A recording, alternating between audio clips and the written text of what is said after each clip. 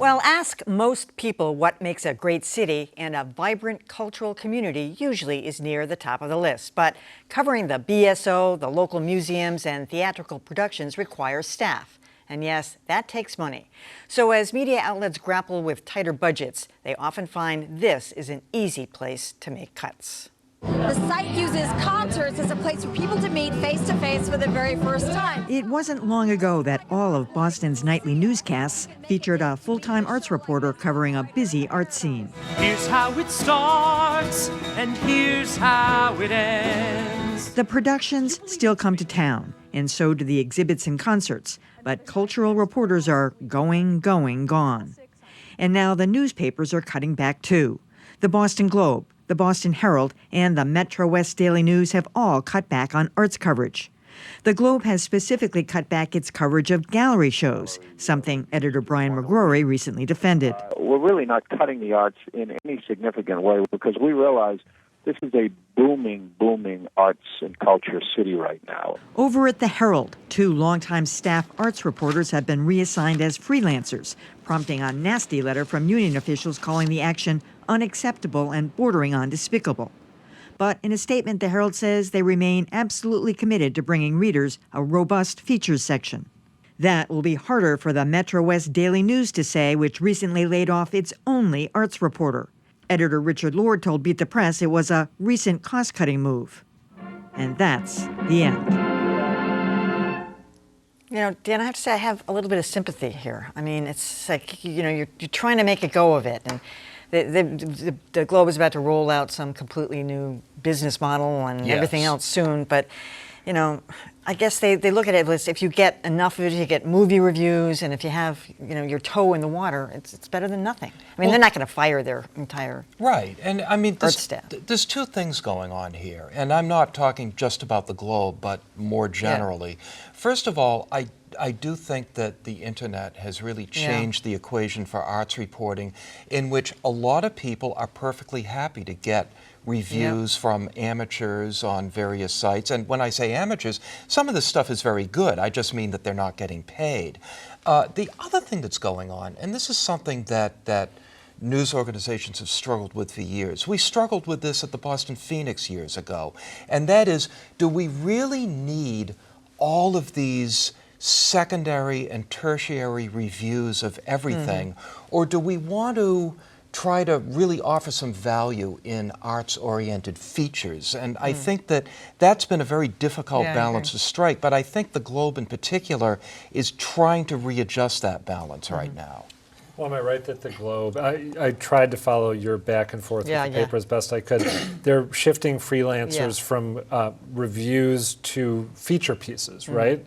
Do I have that right, Dan? Well, I think they're cutting back on the use of freelancers. Yeah, because some days it's not going to be any. They're trying to use staff reporters more, but it's a little unclear. But there also is some sort of a shift from criticism to feature pieces, So they're not which might be pitched in part by the subjects, right? By the organizations that become, that are the subjects of those feature pieces, which is interesting. You know, that kind of thing happens all the time in journalism. I like a good review, especially a good nasty review, a ton. Of course, we should say the best local arts coverage is our colleague Jared Bowman. That's true. On Open Studio, WGBH TV. So if you're, if you don't feel like you're getting enough elsewhere, you should tune already in tonight be at watching 8:30. And it has been an area where local public media, including WBUR, have put investments into local arts coverage. Newspapers like the Globe are in a really tough position because on one hand, their audience is becoming less mass, is becoming more upmarket, and a market that cares about arts coverage. And local arts coverage is one of the key things that can differentiate them from the New York Times or from someone else. It's local, it's unique. But they're facing the same struggles that everyone else is. A lot of other newspapers around the country have tried to figure out ways to adjust to this. My old newspaper, the Dallas Morning News, had created partnerships with local universities, where the local architecture school, the local arts department, and had professors who were writing reviews and doing some of that work as a part-time position while they're also at the university. Other newspapers have said, hey, BSO or BSO equivalent, if you'd like a story, why don't you write it? I hope we don't go down that road too far. No, I think this is very serious because this this is the vibrancy of the city. And we're at the point where we're at this big, Boston creates huge arts. We brought this woman from Chicago to reframe everything that's happening here and boost. Mayor Walsh has said, you know, arts are very important here. And by the way, here's the stat. The arts in this town make more than everything else put together. That includes sports. Including sports. So to not have it covered well with people who know what they're talking about. But to your point about the use of the internet, isn't there a creative way to use those people and maybe integrate more of the internet? I don't know how. I can't, you know, that's for the heads of the people who wear the crown. But I would like to see the same folk there and their talents distributed in ways that other folks can find them and set up in a way that I know that what they're saying is different from the guy that I get on the Movie Pop site. Yeah. I don't mind the Movie Pop site, but I'm just saying, I know this Sebastian Schmee brings something extra. And you know. anytime you see his byline, you want to read it. Anytime you see Malcolm Gay's byline, you want to read it. The Globe still does an awful lot, and probably more than a lot of comparable papers around the country. That's true. All right, well, NBC has invested billions of dollars to be the exclusive U.S. Olympic broadcaster, and it's doing everything it can to pull viewers in for Rio 2016. But as the problems confronting the host city continue to fester, NBC finds itself in a delicate dance, balancing the cheerleading with accurate reporting. For the past year, NBC has been beating the drum. The Rio Olympics are coming, and you can watch them, of course, only on NBC. And a reminder, again, opening ceremony next Friday night, the 5th of August. You can catch it where else? Right here on NBC.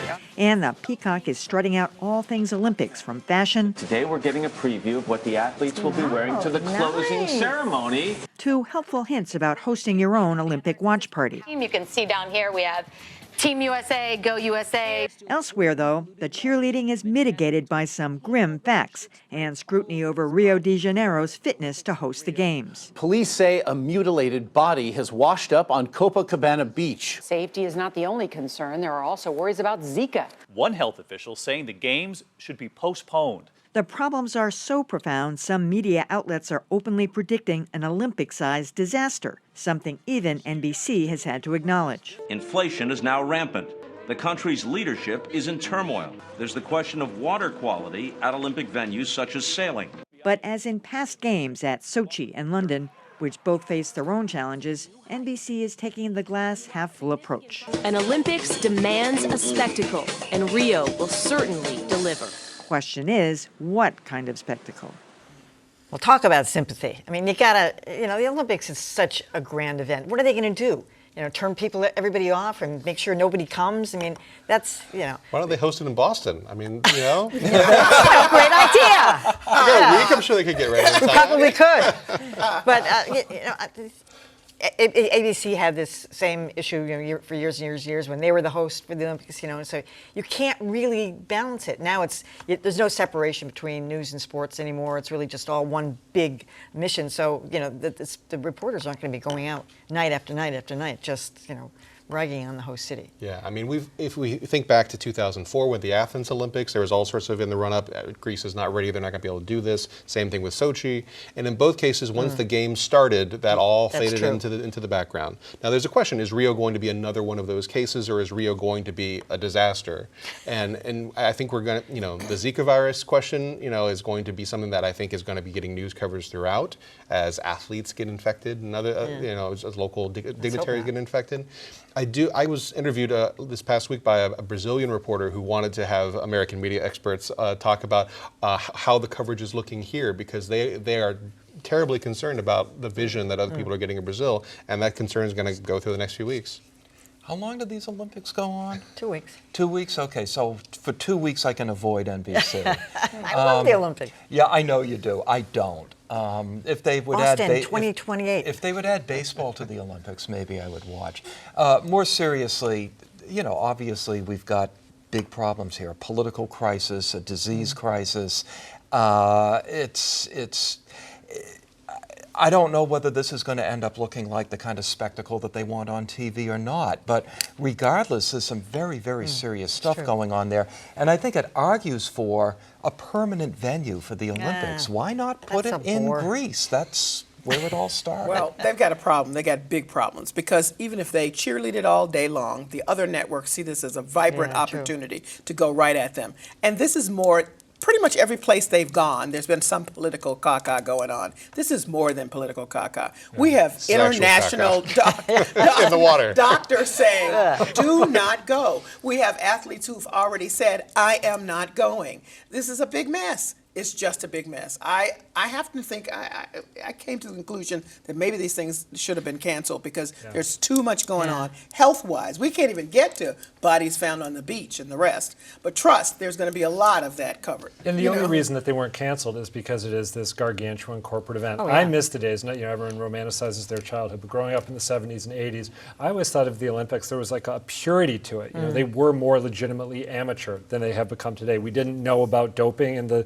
you disagreeing? I'm disagreeing, but that's well, like the basketball team, for example, the men's basketball team for the U.S. wasn't NBA players. Right. It was college. Every other country's professional, but yes. Fair enough. Fair enough. It is, the only reason, again, that they aren't canceled is because there's too much money at stake. And did everyone notice that the International Olympic Committee is threatening to sue any companies that tweet about the Olympics that are not official sponsors? Please. So let's say, I don't know if Nike is or isn't, but let's say Nike isn't an official sponsor. They work with an athlete who's competing. They can't say, hey, go for the gold this afternoon, Ted Jones, because the IOC says I hope that gets tested. I'm going to start a company and If start I were there, tweeting. I would do that. I'll tweet on your site. It's already happening. All right. Ridiculous.